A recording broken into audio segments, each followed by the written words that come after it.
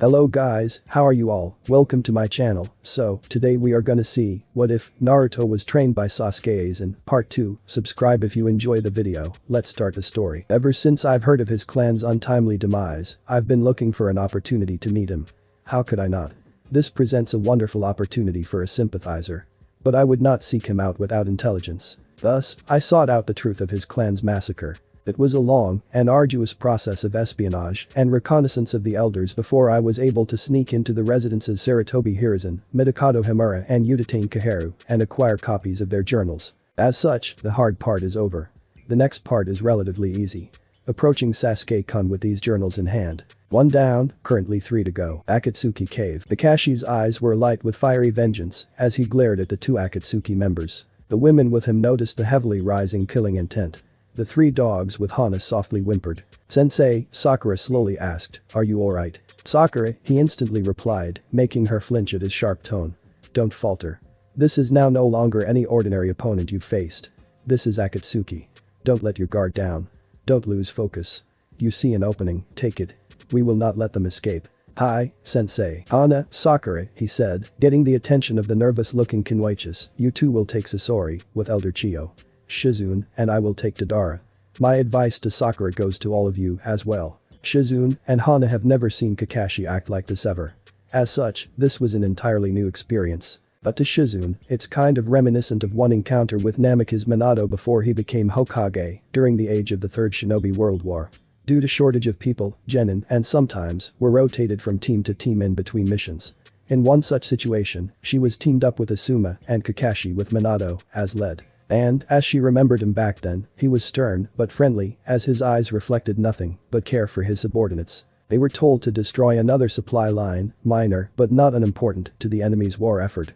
What was thought to be a supply line was actually a hidden war camp that she accidentally made alert to their presence. It was a downhill battle at first, but then Minato unleashed his Hiraishin and destroyed them all.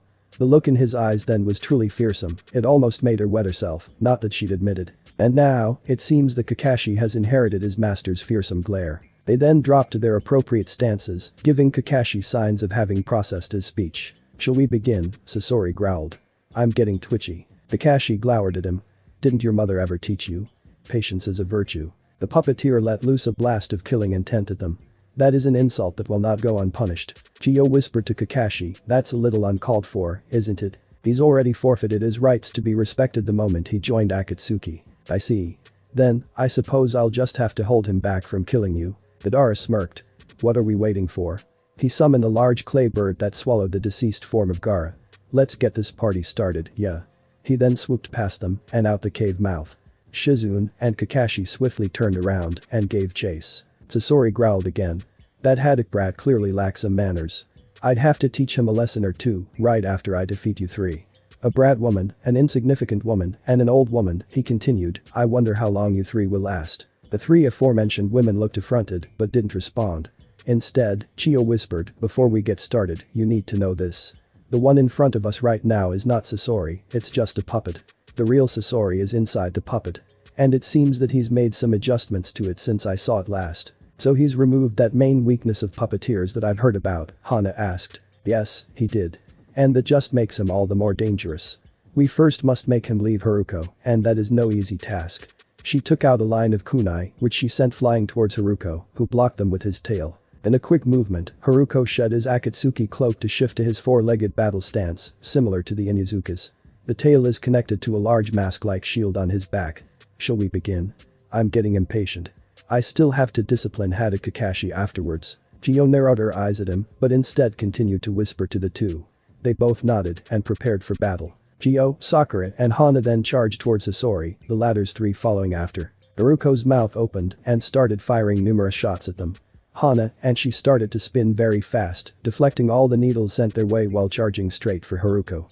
Sakura and Chiyo, on the other hand, danced through them all. Haruko jumped away from Hana's quadruplet barrage and turned around just in time to see Sakura jump towards him. He sent his tail towards her but stopped just in front of her. Shocked, he watched as Sakura bypassed it and destroyed the puppet with her punch. Meanwhile in Yuzushio, "I don't understand this," Kinoka softly said. "We are prisoners. And yet, we can freely move inside this village." "Yup," said the cheerful prisoner as she lounged by a tree. It's kind of like most prisons in the movies in the human world. Even though we are in a cell, we are still allowed some time to stretch our limbs. Besides, it's not like we still aren't guarded. I see, Narumi muttered as she and Kanoka walked off. Then, they started whispering. Yuzushio must have great faith in its defenses if they are willing to let the prisoners wander around the village with minimal ambush guard. Kanoka whispered with a nod, perhaps we can use this to our advantage. Like, maybe we can plot an escape. Narumi blinked.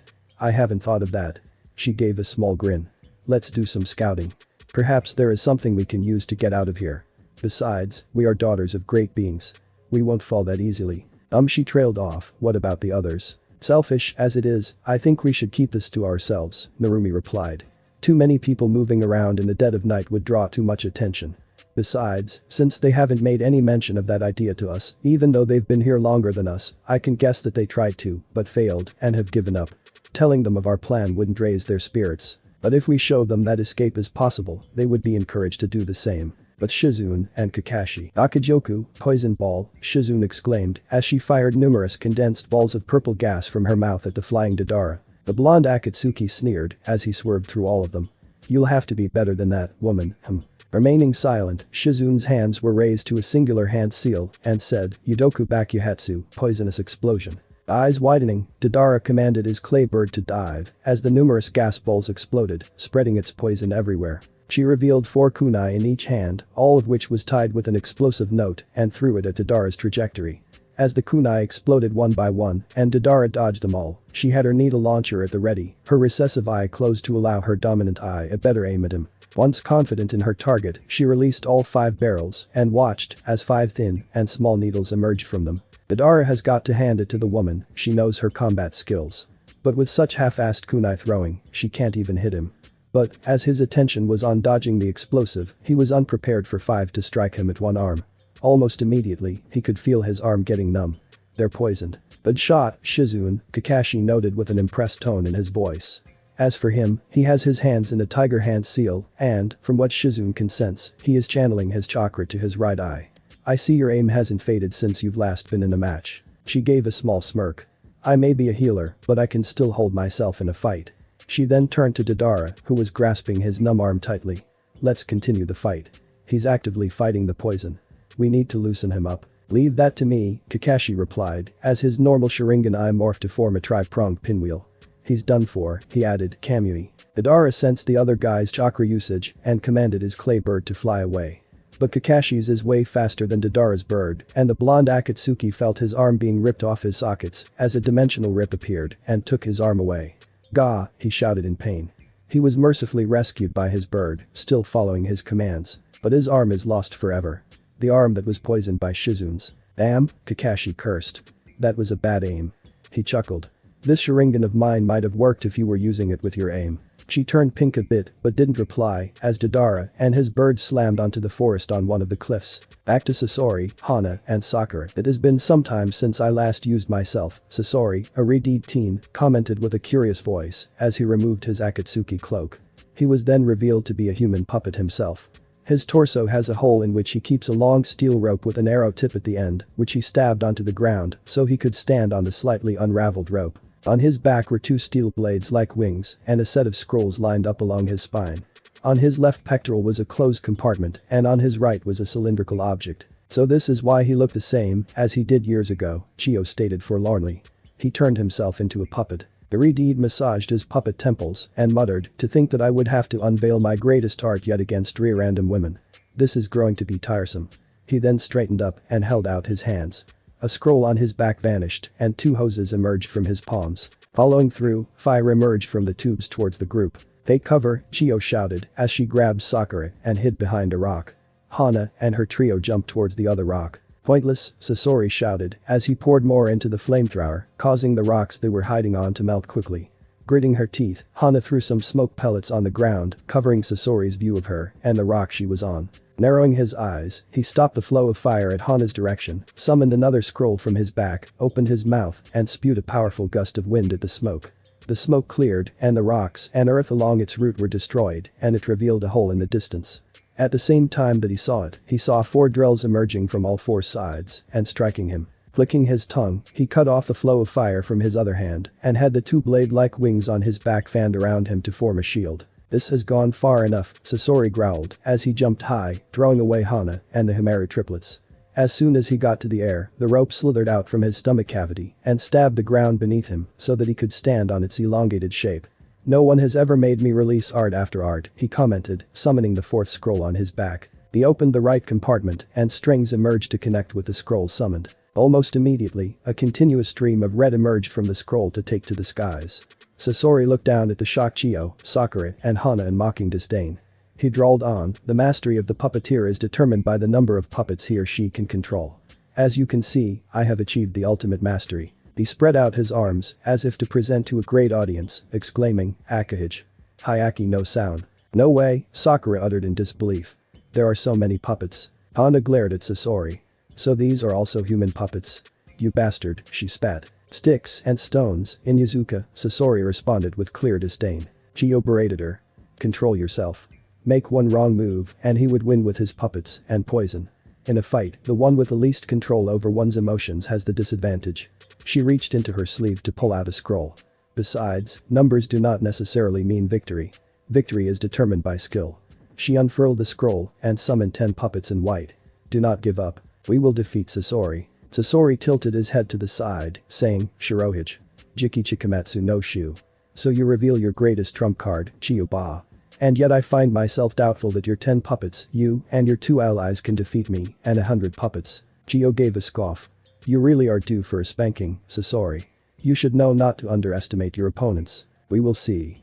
Without further ado, Sasori commanded his 100 puppets to attack the enemy below. Back to Shizune and Kakashi. Both Konohinin landed in front of the standing Deidara, who was separated from his clay bird. "Damn you," Deidara snarled.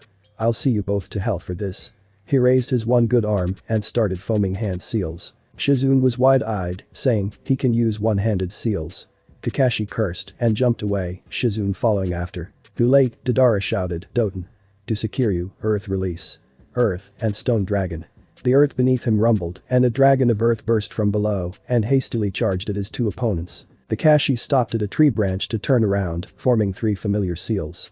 The sound of chirping birds echoed around him as lightning coated his hands. Jumping towards the lightning dragon, he shouted, "Chidori. Raiden." Going into the gaping mouth of the dragon, he released causing a lightning storm to appear within the dragon. The dragon shook wildly before it exploded with lightning. As for Kakashi, he slumped to the floor as a result of the lightning storm also affecting him in close quarters. Behind him, Shizune caught him in mid-fall, exclaiming, "Kakashi. I'm alright," he wheezed out before turning his eye towards Deidara, who has formed some new clay bats. "Have some of this, yeah," Deidara shouted, throwing the enlarging bats towards them. Growing to its maximum size, the bat swarmed towards the 2. Shizune got in front of Kakashi and expelled poisonous gas. Kakashi blinked before putting a hand to her back. She looked back at him inquisitively, but he said, "Just go with it." He took a chakra pill and, feeling more of his strength return, started channeling his Raiten chakra towards her and, by extension, the poison cloud. Kakashi whispered, "I suppose this is the part where I announce the name." He dryly chuckled and said, "Dokureun, poison thundercloud." From within the purple gas, storms were formed. The gas quickly encompassed a large area and engulfed the clay bats. "No," Deidara shouted again. "You dare ruin my art." He created a clay bird, which he enlarged to its large size. Then, the bird flapped its wings, dispelling the poison cloud and clearing their view of each other. Kakashi, a new voice, joined the fray. Deidara watched as Niji, Tenten, Lee, and Guy landed in front of Kakashi and Shizune. Tenten was carrying the form of Gaara. Deidara gritted his teeth as he turned around and ran, sure that the group behind him was following. He kept looking around and found his fallen clay bird. Landing beside it, he cursed as he found the mouth was pried open. Not getting distracted, he took a bite of the bird as the group landed behind him. "This chakra," Niji muttered. "He's charging chakra within him." At that, everyone jumped away. Deidara laughed maniacally as he started to swell. "Witness my art. We won't be able to get away from its blast in time," Shizune exclaimed. "Not while I have anything to say about it," Kakashi whispered as his eye morphed once more to its pinwheel form and he said, "Kamui. Time skip. The Ichibi has been extracted fully," Shizune solemnly stated as her chakra-coated hands were removed from Gaara's corpse. "Damn it," Sakura growled, her hands tightening into fists. "Damn the system." Everyone was shocked at her outburst. If it wasn't for that thrice-damned system, the people you so easily dubbed would not have suffered needlessly. Jinchuriki are people too, and I watched one die 3 years ago. She fell to the floor, grasping her shaking shoulders. I wish that Naruto was here, he'd know what to tell me. Sakura, Kakashi whispered in a little awe. Chio was silent before she stepped forward and, as her hands were coated in blue chakra, she laid her palms on Gaara's chest. Sakura, recognizing the technique, looked shocked. Chio, bah, that technique is. I have made too many mistakes, the elder started to speak, cutting them off. In fact, most of it is pretty much unforgivable. One of them is sealing the Ichibi inside Gaara. You're right, Sakura. The system is damned. It was created by us shinobi to separate them from us, and they paid the price for our stupidity and arrogance. Just this once, let me make one good thing. Niji narrowed his Byakugan eyes. All of her chakra is going to the Kazekage. She coughed a bit. So this is the limit of my chakra. Use my chakra, Chio-san, Sakura interjected. Sakura looked up in shock.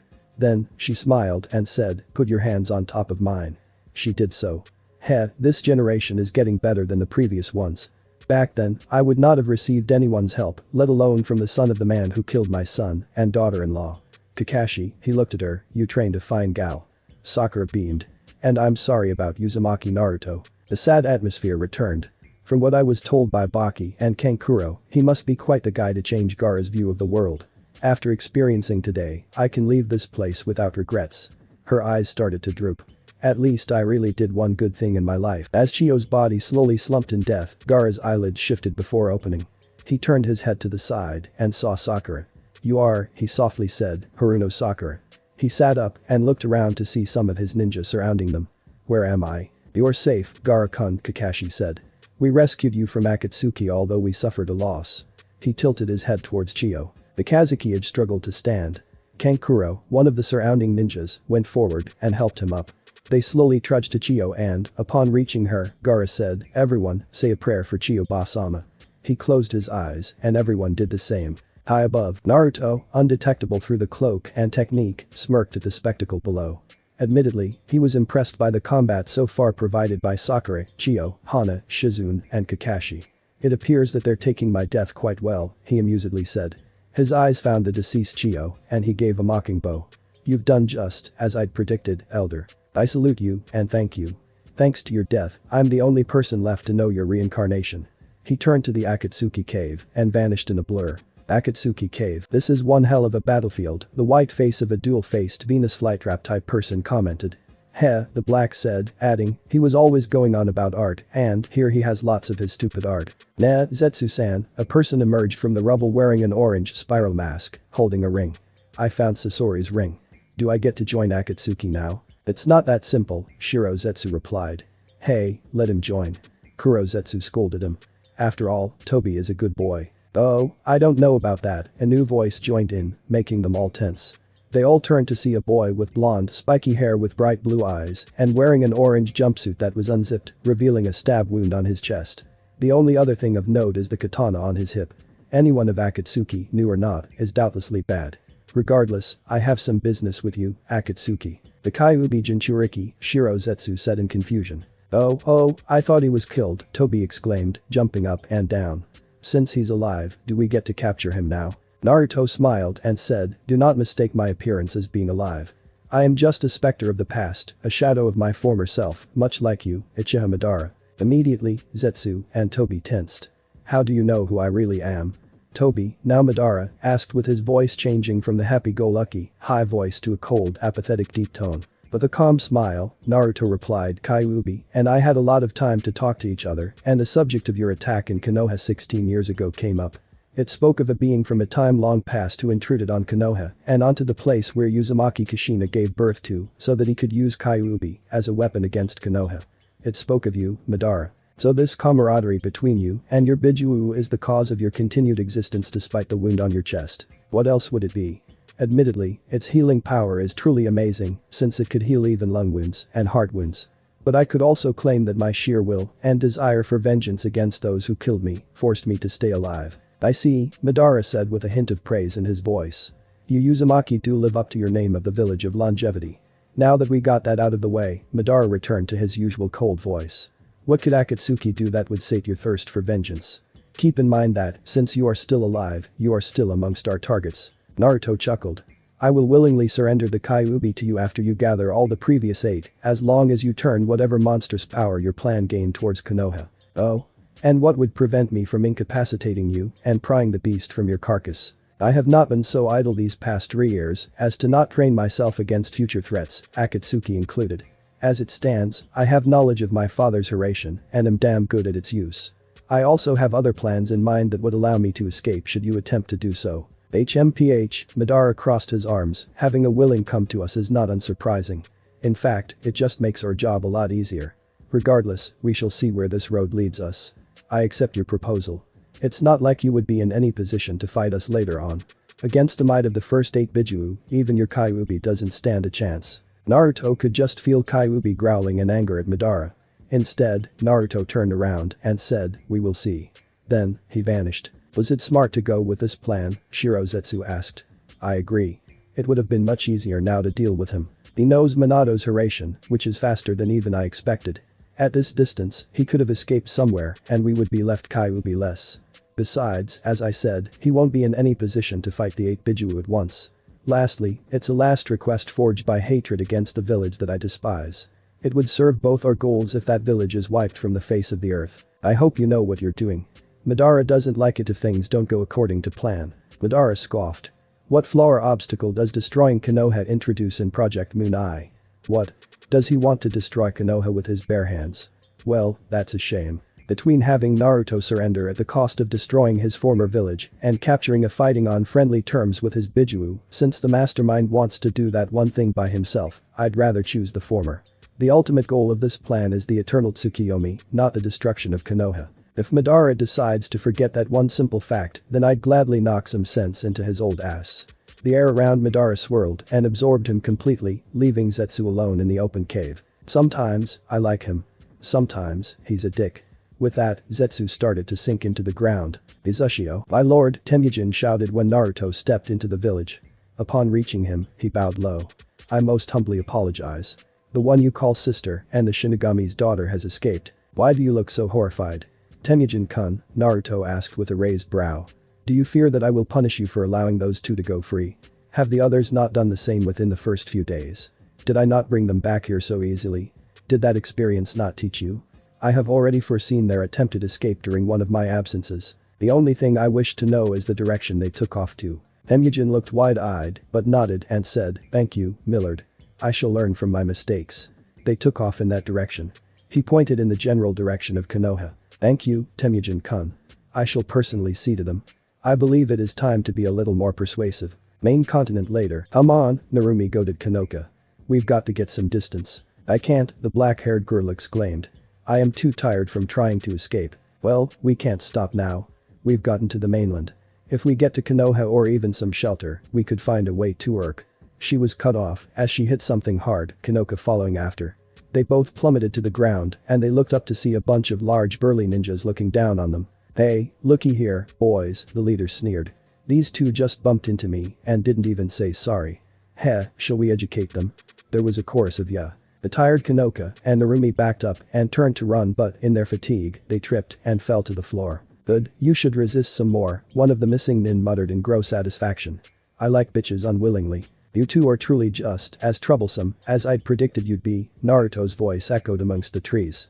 The missing nin, Konoka and Narumi started to look around. Who's there? The leader shouted. Show yourself. I have no desire to follow the commands of a fool. Heilig fail, he coldly said. Immediately after that, multiple energy beams appeared out of nowhere and killed all but the leader, who was hit in the arms and legs, incapacitating him. The man appeared in front of Konoka and Narumi. It was Naruto. You 2 belong to me and, as such, I find it rude and insulting for other people to take what isn't theirs. You that was, Konoka whispered in shock.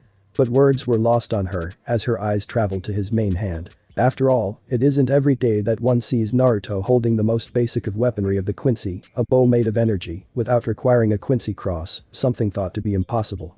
And the surprising fact wasn't that he could do it. It was that he materialized a genuine Kijaku that was not brought out by a cloning technique or a mechanical device. It was as if Naruto was a genuine Quincy capable of manifesting a spirit weapon without a Quincy cross. How pathetic. Is this my teammate and teacher? A disgrace to womankind and a fool who could not let go of the past who tries to hide it through a measly book. In fact, what kind of education system would allow female fanatics and blinded males to graduate? The genin of this generation are all weak. The bravado of the males is sickening, and the vanity of the females is disgusting. Their dreams, their ambition, they all mean nothing in this world if they do not understand its true nature. People would call it unfairness, not right or cruel, and would say that they do not deserve such a fate. However, this is something to ponder on. Do lesser beings not call on the higher power if things do not go their way? Do ants not look at humans and think that they are irrational as they step on their kind without provocation? Do mice not look at cats and wonder what they did to garner such hate? Do children not look to adults and ponder the reason for their cage? Or do men not look to gods and ask why they are against them? So when these fools leave for their skirmish and are ambushed by more powerful fools, would they not think that that is not supposed to happen?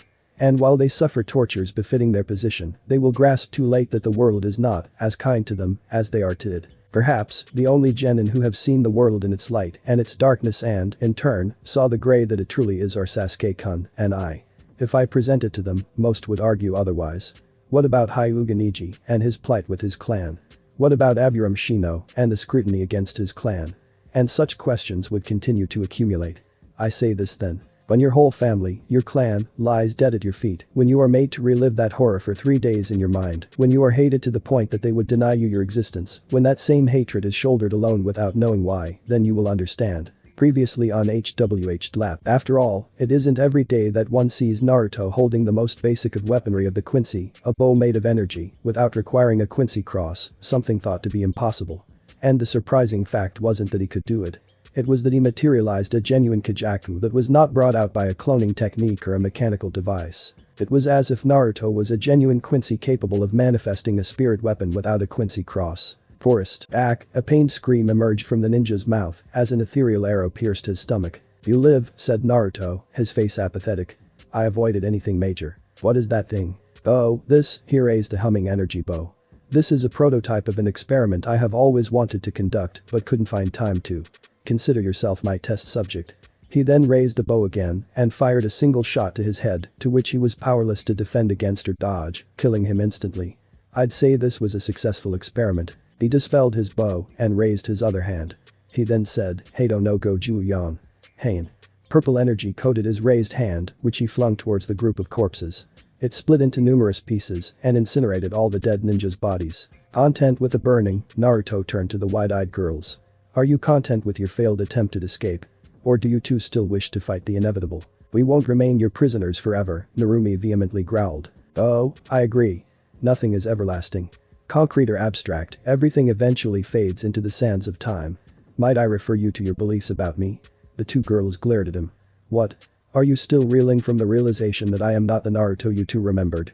He never existed. He was but a facade to deceive the general populace. Ask Sabaku no Gaara, Kazuhana Koyuki, and all those other people that Naruto met, his little sister spat, they will tell you that he existed. Naruto softly scoffed. Are you truly so naive to think that I have not thought of that?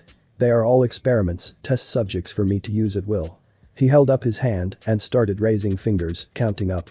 1. The words of the mask towards the current Kazukiage was meant to build him up, such that I wished to see what would happen if the very man who did so would bring it all down. 2. Yuki no Kuni has something that I needed to research, its spring generator. However, to do that, I needed the rightful heir to the throne to give me access. To that end, I required Kazuhana Koyuki, someone who never desired it. My mask moved the first pieces, and I finished the chessboard. In the small span of time that I lay bedridden in that hospital, I subtly and slowly twisted her way of thinking. To maintain her belief that I am the greatest shinobi she's known, I needed her help in any possible way. She agreed to it very quickly. 3. The skirmish to Taki no Kuni may be unprecedented, but it did allow me contact with an Anabi, who loathes humanity for what it has done to her. It was very easy for me to reel her in. 4. Shut up, she shouted. I don't want to hear any more. Naruto darkly chuckled. Does it hurt, knowing that the loving, idealist brother that you've heard stories of is actually a vindictive realist in reality? She pushed off the ground and ran towards him with a yell, her right hand outstretched and holding a sphere of spiraling chakra. Naruto's left shot out and grasped her right and threw her over his shoulder. Behind him, he felt the movement of Konoka. She shouted with her palm pointed towards him. Her arm shifted form into one large cannon supposedly impossible for Konoka to lift with one arm, and it let loose an equally large ball towards Naruto. Bakudo no Hachi Juichi. Danku, he whispered, and a translucent barrier appeared on his back, blocking the cannonball. Turning around and placing a hand on the barrier, he said, "Hado no Ichi," as the barrier slowly dispelled, "Show." The ball shot back towards Kanoka at an even greater speed than when she shot it. She responded by slamming the now normal fist on the ground, saying, "Fudu." A gauntlet-covered arm burst from the ground in front of her and took the blow. Naruto quickly sorted through quick-hand seals as he said, "Fuden." To Toppa. He puckered his lips and released a gust of wind towards Kanoka.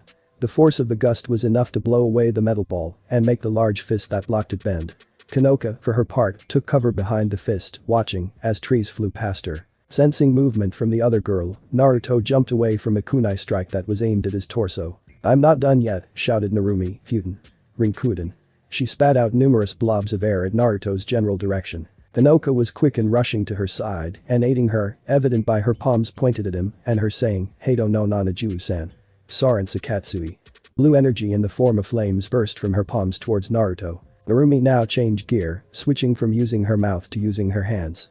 She first formed the necessary seals and placed her palms in front of her, where a swirling vortex formed and shot forward. The flames and the vortex melded together and became a fiery vortex. Naruto raised a single hand to the incoming inferno and said, "Hyoga Saren." His palm glowed blue for a brief second before it produced a large volume of ice at great speeds. The vortex, although powerful, took less than 10 seconds to be quelled, thereby allowing the ice wave to continue its path towards the two girls. Naruto raised the other hand beside the first and he said, "Hiryugekizoku Shinten Raiho." Now, in tandem with the ice wave, a powerful blast of thunder joined it. Both girls jumped away in opposite directions just as the ice and lightning crashed onto the ground. It produced an explosion that sent small yet sharp fragments of ice towards them. Kanoka pointed a palm at them and said, "Bakudo no Sanju Kaiu." Enkasen. A yellow circular shield formed and defended her against the ice. Narumi countered the ice shards by producing a gust of wind, Fuetin. To Toppa. As they landed, Narumi took out a kunai and Kanoka her Zanpakudo and they both charged at Naruto. The blonde struck first and aimed a slash at her brother's torso, which he easily foiled by grabbing her arm. However, before he could do anything, he let her go and jumped away as Kanoka shot forward and slammed her blade down where he was standing previously. The daughter of Senku didn't let up as she jumped high and held numerous kunai tied with explosive notes in both her hands. In an effort to prevent him from moving, Kanoka slammed her to the ground and shouted, "Galloper." The ground turned into some sort of grid and quickly summoned 4 tall walls to box Naruto in. Narumi then threw the kunai down just as the box covered itself. The box rumbled for a bit when she landed. She took out a small piece of paper and was about to place it on the lid when she felt a massive buildup of energy from within. She barely jumped away when the box exploded with great force. Both girls were sent flying past a few trees and when they hit their final tree, they were in so much pain that they had just a little strength to prevent them from fully slumping to the ground. They slowly raised their heads and found an amused Naruto. Their effort is admirable, but fruitless. If the captains of the Gate 13 can't even lay a scratch on me, what hope can 2 little girls have? "We aren't just any 2 little girls," gasped Kanoka. "We are daughters of powerful beings, raised and trained by them. And yet with your powerful techniques, you have yet to make me draw my blade," Naruto countered. "Perhaps with your mightiest powers, you might be able to. However, the moment I draw Kyoka Sujetsu, you will have lost. Either way, there is no victory for you. Now, I shall give you the chance to deny the Gate. Will you concede? Or will you attempt in vain and drown in my illusion?" Both girls looked at each other before glaring at the blonde man. Naruto simply smirked. "That's better. Now, shall we?" He gestured to the general direction of Yuzushio and the girls stood up with shaky posture. "Now, to avoid any future altercations," he continued as he raised his hand. The leashes slowly materialized and connected to the collars on their necks.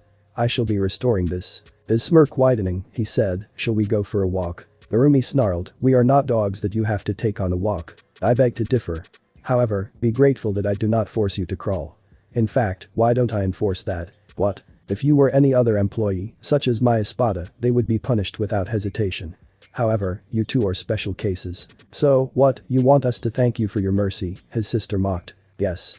That's exactly it." "No way," was her simple reply. "I don't think I've made this clear. This is not a negotiation, it's an order." A powerful pressure weighed down on the girls as a dark shadow seemed to cover his face which never dropped the smile.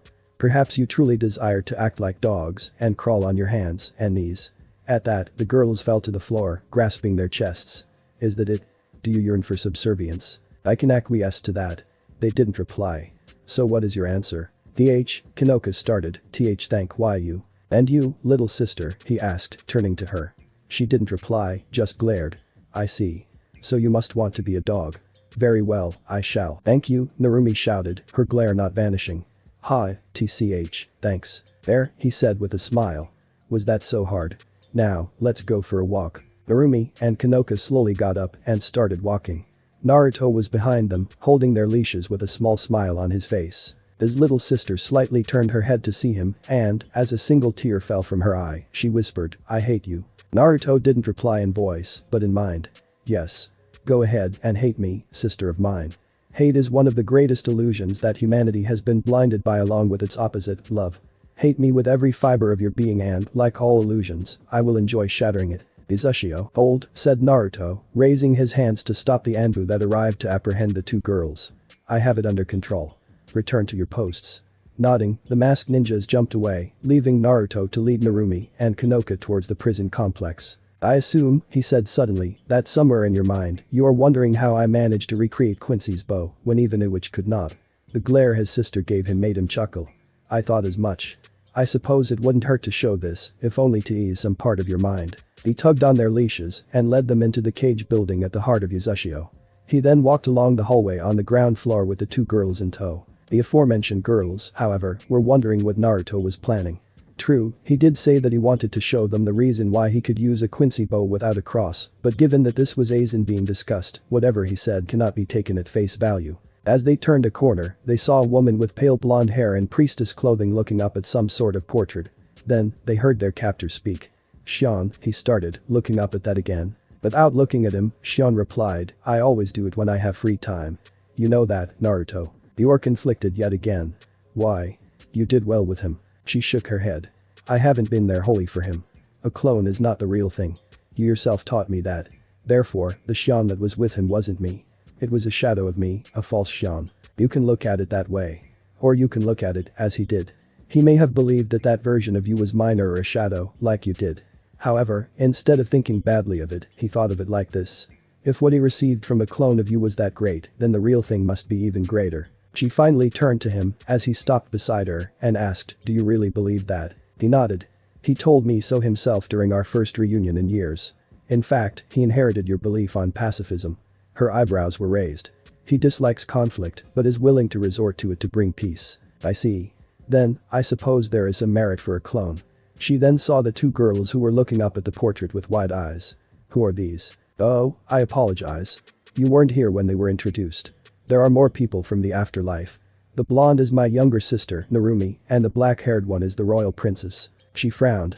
"Must you gather more of them? The prison complex isn't getting any bigger." She paused a bit. "Wait, sister, you said. So your mother and father are in that afterlife you are in? Not in the same space. They exist within the dimension that the Rikido Sennin specifically made for his people, but they do wander into other dimensions occasionally. Why do they look so shocked?" Instead of responding, Naruto simply smiled and looked up at the portrait. There were 3 people on it. The only one sitting was Shion, smiling genially at the picture taker. Her pale lavender eyes danced with joy as she sat between 2 men that flanked her.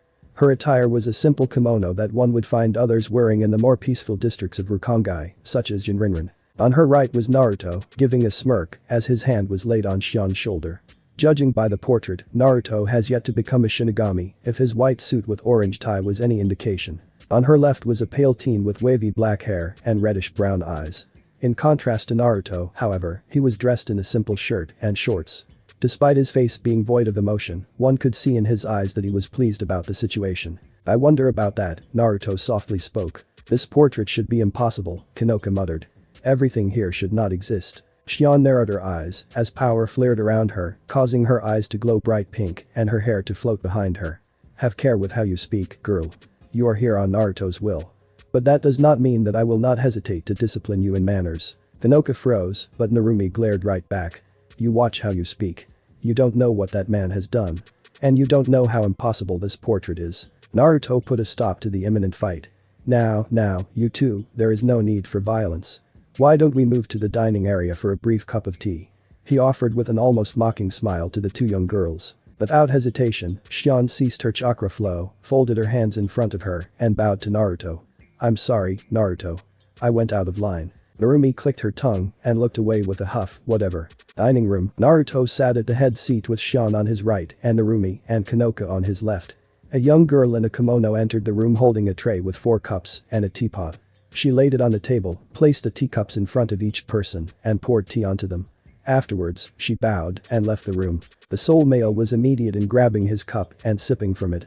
Shion followed suit. When both put down their cups, Naruto placed an arm on the armrest and laid his cheek on the elevated hand. "You haven't touched your tea. I hope there isn't anything wrong with it." "I think I'll pass," Narumi dryly replied with Kanoka nodding. He sighed but said, "I suppose it is too much to ask for people who appreciate the subtlety of tea. Regardless, you have questions, no doubt." "Hell yeah, I do. What is the deal with that picture?" "Why, that is a picture of me and Shion with our child." "Bullshit," was her immediate reply. "That sentence is impossible. That was Iwich, the leader of the Wandenreich, in that picture, and there is no way in hell that that man is that young while you and her," she pointed to the frowning Shion, "were at that age. You are the daughter of the most gifted time-space ninjutsu user in ninja history, and you don't even grasp the concept of time travel. What has your father been teaching you?" She twitched, as if wanting to retort, but stayed her tongue. "Explain. Neither of you were present during that sentencing that led me back here, so I'll tell you. I manipulated Konoha to execute me for failing to return Sasuke-kun. After that, I used a time-traveling I devised to send me back to a time before mother and father were even born. But I was a bit shady on the details, so I'll indulge you too. I used my knowledge of and ninjutsu that I learned from Kyuubi and the interesting ability of the Dangai." Kanoka's eyes widened as she said, "You what?" "Well, the people of the shinobi world pass on by themselves and therefore do not need Shinigami. There are a rare few who do not. Thus, those ones do need the Shinigami. I was one of those who didn't pass on." "Let me guess," Narumi spat, "you killed the Shinigami." "Oh, no," he smiled, "quite the contrary. I let that one open the Senkamen into the Dangai and then used my knowledge of the Yamanaka's mind altering and simultaneously rewrote his mind and took what he knew. From there, I learned of the Dangai's special properties and used it in conjunction with what I learned from Yuzashio and Kyuubi's experience with ninjutsu users. I suppose you can lead on from there. The deities would have been aware of it. Do you truly believe that I am the only one who was caught in the flows of Dangai? Do you believe that in all of the past, present, and future, no one other than I went through time and space using that method? No. There have been countless more than I. Perhaps they were souls who accidentally touched the Koryu, perhaps they were prisoners who thought to hide away in the Dangai and were caught by the Koryu, perhaps they were Shinigami researchers who studied and got too interested in the subject, or perhaps they were more. It is only fortunate that a vast majority of such cases were properly contained. Regardless, the sheer number of souls who crossed time and space allowed me to dig deeper into the well of souls and hide my presence from those who would attempt to locate me. But that doesn't explain it, which I had a lot of free time whenever I left the village. I had a few cage bunch and explore the world to get a broader view of it. During one particular trip, a clone chanced upon Oni no Kuni and its current priestess. He gestured to the woman on his right. We took to each other well, and soon we mated beneath the gaze of the full moon. I'm sure you know your Bijuu physiology and that we are affected by every full moon. Given my situation, my lust grew to new heights and drew on Kyuubi's primal energies. And Shion, her instinctual powers reacting to mine, subconsciously drew upon hers. A demonically influenced mating with an angelically influenced priestess is not a good mix, and it manifested through our stillborn son. Shion's gaze darkened at that. While tradition highly encourages a priestess's child to be female, male children are not frowned upon and are still treated as a priestess's offspring. So if a child of a priestess is dead, it would bring despair to the land. Shion herself was confined to her quarters until I returned to her. And by then, the child was already buried and his body decomposed. However, his soul still lingers in a comatose state. I gave her an idea. When our child would move on to the afterlife, I would have a portion of our souls with him to raise him properly, an idea I based off of my mother and father's. But the soul is still in a coma and it is unknown when he will awaken. So I fed another's soul into him and it worked perfectly. The child awoke and I took him with me through the Dangai. For Shion's and my souls to appear to him, it required him to be raised virtually in the same environment as I was. So I let him pass through a different stream from mine. I suppose you can conclude from there. Both girls were silent, but Narumi regained her voice first. So the reason the Wandenreich exists is you? Naruto nodded. That is even more bullshit than your plan to grab the Hejoku. Do you need proof that Shion is the mother and I the father? He looked at Shion and said, go ahead. She gave a nod and stood from her seat. She took a deep breath and unleashed her power, and the girls were awestruck by her new form. A halo floated atop her head and she was now dressed in a rather skin suit. Her hair seemed to rise and become like wings that were overshadowed by a large fur-like substance on her back. And to finish it off, a bluish cloth circled her body. "Okay, Shion, that's enough," said Naruto, and she ended her transformation and sat back on her chair. None but a priestess of Oni no Kuni can utilize the truest form. In which can use a priestess's basest form. But the Sternritter has but a soiled form, a fallen form. Hinoka narrowed her eyes. "Wait, you said that you fed his comatose soul another soul. Whose was it?" This person is one of many among his kin who can summon ethereal weapons and armory with only skill and bloodline. He is the source of Quincy's ability to summon spirit weapons. Unknown place. Here is why your mom meal, sir, a shaking young man in a plain t-shirt and shorts stuttered out. He didn't even get a chance to say anything else as a purple arrow pierced through him and embedded itself on the wall behind him. That was rather merciless, don't you think? A new man entered the room and gazed at the corpse. His features cannot be discerned from the lack of light, aside from the only source that came from outside. He just wanted to bring you your meal. Here is destroyed here, a very dark and cold voice spoke from the heart of the dark room. An equally dark aura surrounds him. Anyone who exhibits even the slightest fear is destroyed along with it. What a morbid thought, the amused man chortled. I wonder where you got it from. Be silent. My tolerance for sarcasm and condescension is limited. Decide as you wish. However, please try to avoid killing some of our people. Why should I? They are pawns, and pawns are still a part of the game. In this land of weak pawns, the loss of one won't make a difference. What I use for which is comatose soul is a creature of darkness, a monster. Nothing is more terrifying than him. Izushio. And what about you? Narumi finally asked. What did you contribute to which? The Sternritter are labeled alphabetically and are thought to be dependent on Quincy's ability. But in reality, these letters symbolize an aspect of the Sealed King, and those aspects are based off of me, although a particular few are taken over by the monster's soul, and, therefore, no longer reflect Iwich and me by extension, but solely him. Shall I name a few of mine for you? No, Narumi muttered, feeling queasy. I can understand which one's yours.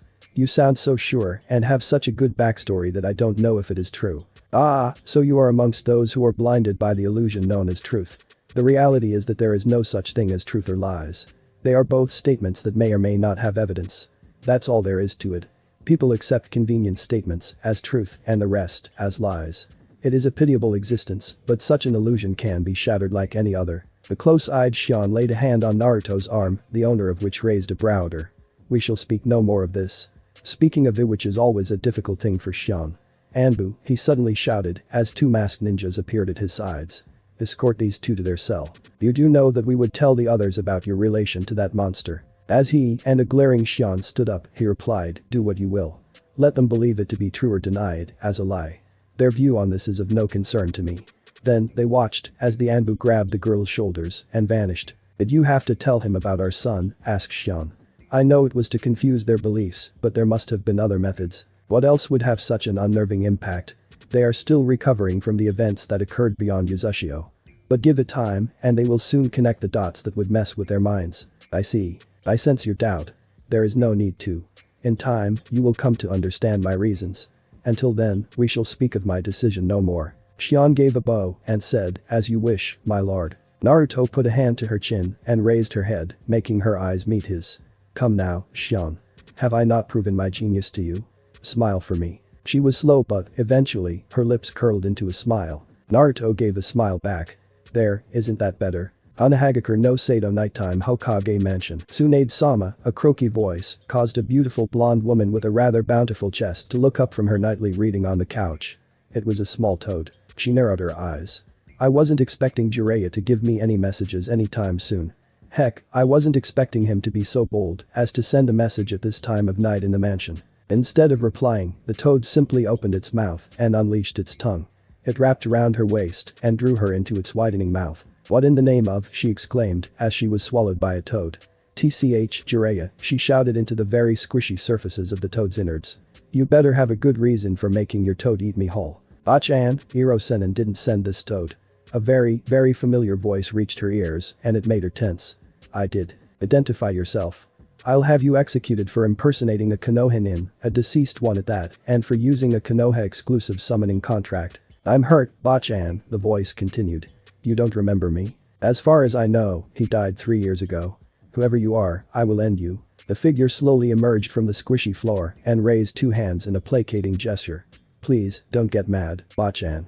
I have something I want to tell you. Tsunade's eyes were wide as she gazed upon the male newcomer. He had spiky blonde hair and cerulean blue eyes. There were 3 whisker marks on each of his cheeks and he was wearing an orange and black jumpsuit. It was an older Naruto. And he was alive. Noticing that Tsunade lowered her stance, he softly said, I have something to tell you, Aniro-senin. And it's not pretty. Thanks for watching my video, leave a like if you enjoyed my video and also do consider subscribing to my channel for more awesome content. See you next time, till then sayonara.